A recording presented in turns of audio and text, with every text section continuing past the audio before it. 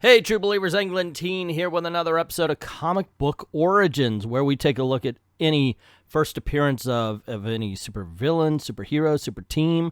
This time around, we're taking a look at Iron Man 2020, Arno Stark. Now, there is a 616 version of him where it's Iron Man's long-lost brother, but we're going back to the beginning. We're taking a look at the very first appearance, all the way back in 1984, where Iron Man 2020 was created by Tom DeFalco and Herb Trimpe for the Machine Man miniseries. Now, even though Iron Man 2020 made his first appearance only in Machine Man 2, I'm going to be taking a look at the entire miniseries, mainly because I haven't read it in a long time. So this is kind of a comic book origin slash is it really that good kind of thing. So this is a commissioned video. If you would like to commission a video, by all means, the link to Ko-Fi is in the description below. Just go on over, and all you got to do is pick out a subject, pick out a topic, and boom, and get it to you as quickly as possible. And as much as I like to thank everybody for who's already done that, I think it's about time we jump into Machine Man 2020 and the first appearance of Iron Man 2020. Okay, let's sum up. Okay, yeah, that's what I'm going to do. I'm going to sum up the story to issue number 1. We're in the future. There's a company. It's got a lot of robots running around in it. They are getting rid of old containers, things that just don't matter anymore if they don't have the right numbers. They throw it out in the junkyard where a group of salvagers find it. They always look for some sort of spare parts because in this future, the rich actually get the good robots. Well, this particular case has Machine Man in it, and the owner of the business wants Machine Man back. She didn't mean for it to be taken. The salvagers fight for it. They take it home, and we get to meet who the owner of the company is. It's Sunset Bane, and this is a villain of Machine Man's from his superheroing days. Well, they open the case, they find out it's Machine Man, and they don't know who he is, but they put him together, and they're telling him basically, well, you know, you are in the future, and in all honesty, you're kind of an obsolete robot because, you know, apparently they're just so much more advanced at this point. So they're talking, and basically this is all the story. This is all the exposition you need. He even mentioned Sunset Bane, and they're like, oh my gosh, not that one, when all of a sudden a killer robot comes in to steal Machine Man, and Machine Man starts to fight him, and everybody's like, oh, well, you can't beat it because you're obsolete. But there's something different about Machine Man than the robots they're used to. He can think. He does have his own set of powers, but he seems to be more sentient than the robots that they're used to dealing with. And in the end, they have their little battle. Machine Man overcomes the Death Bot, and we see Sunset Bane is like, oh my gosh, somebody's reared their ugly head. And somebody from behind the curtain says, who? And it's Jocasta. That brings us to issue number 2, the official first appearance of Arno Stark and Iron Man 2020. Usually I do a cover review. Not going to do that, but I will point out that if you put all the Machine Man covers together, you will see that as it goes, he actually forms a little more. You get a little more Machine Man, and then at issue number 4, he's complete. So the book opens up on a splash page, and they're flying away from the cops or whatever they're called in this particular thing, the Doombots of the time. And they're like, hey, wait a second, man. We've been doing this forever and a day, and we never had nary a problem until we opened the box with Machine Man in it. What gives? And of course, Machine Man kind of notices that he's really responsible for these kids being in trouble and everything, so he reaches out and starts to destroy the vehicles that the enemy robots are chasing him in. They all land safely and together somehow, considering everything got blown up at different particular intervals. But they all land together and say, well, okay, we're going to be out of here before we get scanned. And Machine Man's like, how? And they're like, haven't you heard of the subway? Ha ha. I guess there's no cameras there or something. Cut to Sunset Baines, and she's talking with Jocasta, who's like, just leave Machine Man alone. And she's like, you know we can't. As soon as he hears I'm the one that deactivated him, he's coming after us. And then an ambassador comes in and yells at her, I heard that Machine Man's still around, and what's Jocasta doing here? Because she was once Machine Man's girlfriend. And then she's Sunset Bane's like, hey, wait a second, don't worry about this. Don't worry about Jocasta or Machine Man. I have already acquired the services of an expensive but highly efficient specialist who will attend to him. I hope I'm not disturbing you, Arno. And he says, not at all, Madam Bane. In fact, I was about to call you. And ladies and gentlemen, the very first appearance of Arno Stark. As you know, Machine Man is traveling with a pack of Midnight Wreckers, a small band of criminals who deal in illegal robotics. They're spooked and on the run, but I believe that I know their final destination. Rest assured that I've made the appropriate arrangements. And then we catch up with the pack who stole a coat from Machine Man so they can meet up with, I guess, a fence of some sort? Nope, turns out the guy is there to arrange them some passage. They want to get a ride out of town because of how hot they are. But unfortunately, as they're trying to make a deal, one of them notices that the dude is pushing a button under the desk, obviously signaling somebody. So she grabs her gun. Everybody's like, hey, what you doing? She says, I think he sold us out, fires into a curtain. And that's when a whole bunch of robots come bouncing out. And the fat man says, hey, no blood on my carpets. And Machine Man's like, hey, you don't want blood on your carpets? How about oil? And Machine Man shoots a couple of them down, and they start fighting until they could use something as one of the robots as a battering ram to get through one of the walls, and they can escape. We see the brain near two of the robots. He puts a machine on one of the robots that messes with their circuitry, and it starts attacking its own people, robot people, I don't know. But then he gets captured by one. He's like, oh, all the cleverness in the world sometimes can't beat a well-placed shot between the eyes. The fight continues, and Machine Man says, you know, I feel guilty when I fight robots like these. It's so unfair. And then he blows one's head up. The bad guy says to him, save your pity for yourself, Metal Man. You and your friends are doomed. Banetronics has offered a small fortune for your capture. You'll never be safe. Heads up, Wreckers. Bradani's shown us the way out. So the pack follows Bradani through his escape hatch. Hassel kicks the brain through the door and shuts it, thinking she could hold him off, but she quickly gets overpowered and captured. Bradoni's about to make his escape in his helicopter-ish kind of thing, and Machine Man's like, hey, I might not have strength in my arms when they're all extended, but I could sure use my freeze ray or something like that, and he ends up freezing the ship in its place, and then grabs Bradoni, who's like, oh, why bother? They're the most powerful. Banetronics, the most powerful industry in the world. Soon they're going to get you. And Machine Man just tosses him aside into the water. Machine Man asks where Hassel is, and Brain tells him that she ended up getting captured because here come the Banies. And Machine Man's like, whoa, we can't leave. I'm not going to leave someone behind. And Brain says, I hate that you feel that way. And then he sticks a little buzzer on him that causes them to just kind of collapse, and they end up carrying him into the ship. So the pack make their escape, and they figure, okay, there's only one place we could go to, a sanctuary. Cut to Baines, Sunshine Baines, who is going to torture, harass, what, isn't that her name, harass?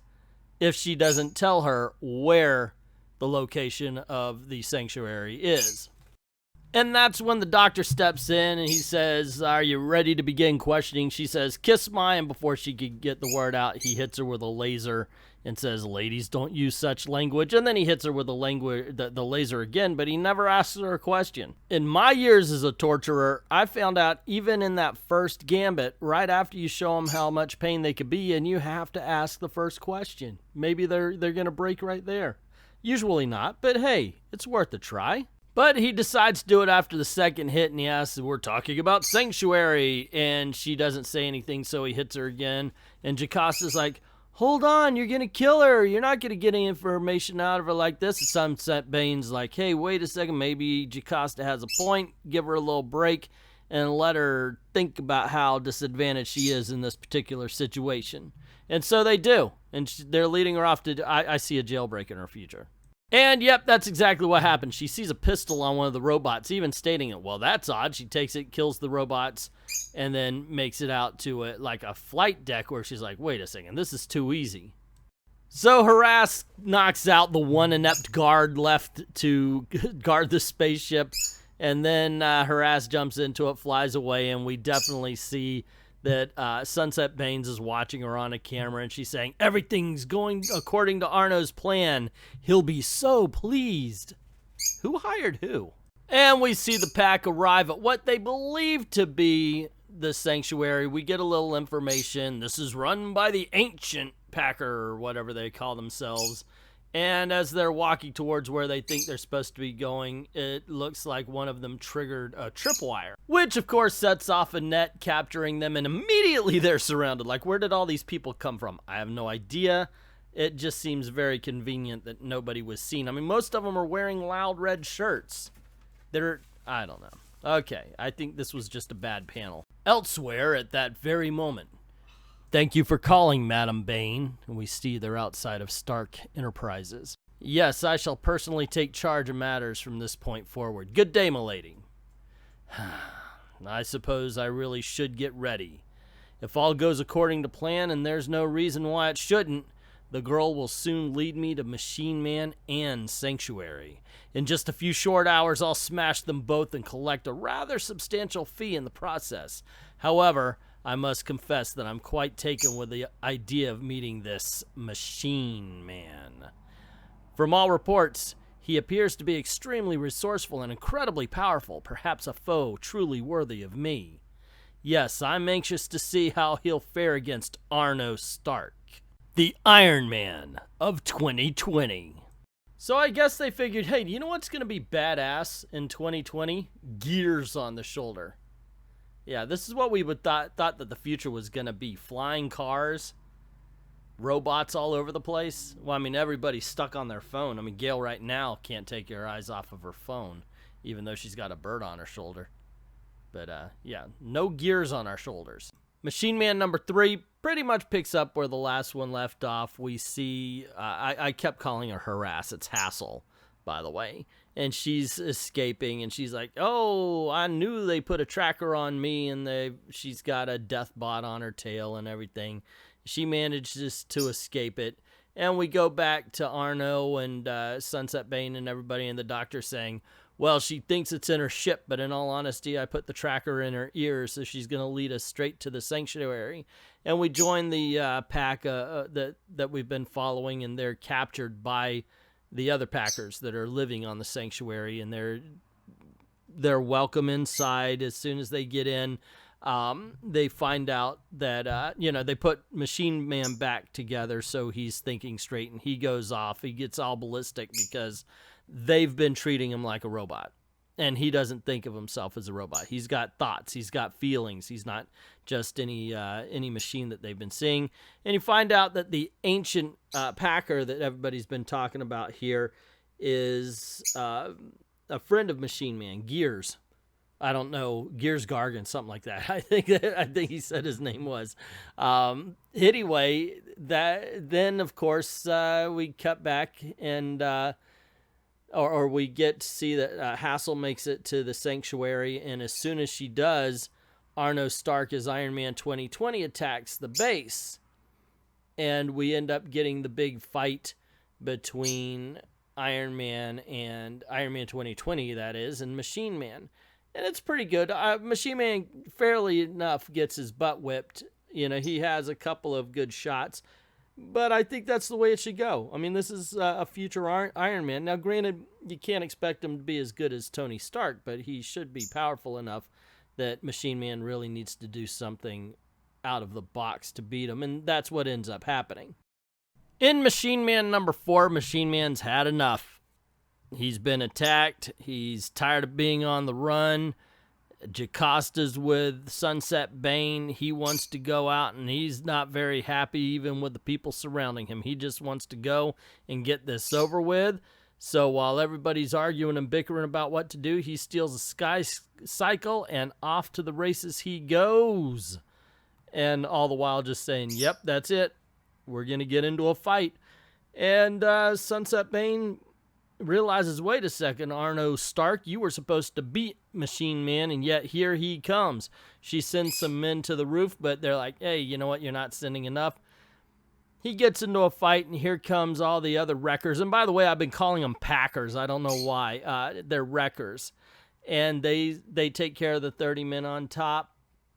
And then Machine Man comes in and starts beating the teetotal hell out of Iron Man. Iron Man beats the teetotal hell out of Machine Man to the point where he's getting his butt whipped. He really is. But Machine Man is proving that he's more man than robot, and he just keeps pressing on and pressing on and pressing on until he actually defeats Arno Stark. And this is a bit of the story. This is what's going on. Everybody's even saying that he will not stop. He's got willpower. And so he beats Arno Stark. Iron Man 2020, he's out of the picture. And Machine Man confronts Sunset Bane and says, look, enough's enough. I'll let you live, but you have to promise not to mess around with the Wreckers. And she does. The Wreckers are like, wait a second, can you trust her? I don't know if we can. Yada, yada. He goes to Jocasta and says, well, you know, I love you. Why don't you come back? But she's like, I can't leave Sunset Bane at this point. It's been too long. He agrees. And the Wreckers ride off thinking that everything's going to be okay. And they even say, hey, where are we going? East. Why? Why not? And that's the way the book ends. So there you go, gang. That is the first appearance of Arno Stark, Iron Man 2020, and even the miniseries that surrounds it, a little bit of what happened in there. I hadn't read the book in a long time, so I figured why not? Why not do a really that good as well, I guess? And does it hold up? Yeah, actually, it's a very, very fine book. I do like the art, very stylized, but it was perfect for what it had, and I remember loving it as a kid, and I got to tell you, I enjoyed it quite a bit now. It's a good story, gang. If you haven't read it for yourself, go on ahead, check it out, try to find it if you can. It is thoroughly enjoyable, and let me know in the comments below what you think of the video, what you think of the story itself, and if you would like to see another comic book origin story, just click on any of the boxes that are about to show up in the credits. And don't forget to go on over to Patreon and Ko-Fi and drop $1 in the till and help the video channel out. Thank everybody who's already done that. And to everyone, all of the true believers, thank you very, very much for watching.